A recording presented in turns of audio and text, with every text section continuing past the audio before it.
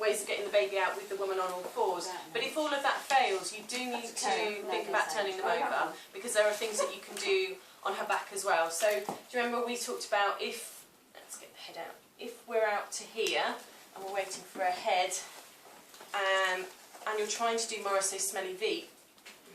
And the head's very high, is that what you're saying? Yeah, and the head's very high and you can't get your fingers in very well. Somebody coming and doing some suprapubic pressure underneath, so you need to put the flat of your hand on the sacrum and literally press. You can even see me pressing. Oh, wow. Will help flex the head. So a deflexed baby will, very light shoulder dyssocia in some respects.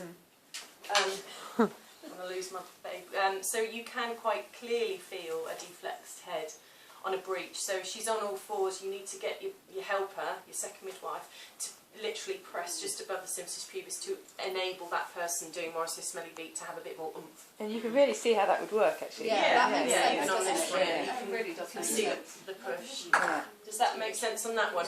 But if all else fails, you do need to think about moving her onto her back, because there's something about all shoulder dyssocia. You know, one of the things is roll.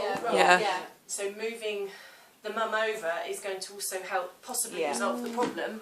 And then when she is over, and you need to hold the baby, by the way, and as she turns, hold it. Don't flop around, because it will be very hot. The last thing that we teach, and again, people have got different thoughts, but I'll just go through what we teach, is just think about doing a I was good thinking about like a Roberts, because you're flattening the sacrum. Flatten the sacrum, and also if this sort of occiput is stuck on this symphysis pubis bone, it may just drop the baby down into the pelvis.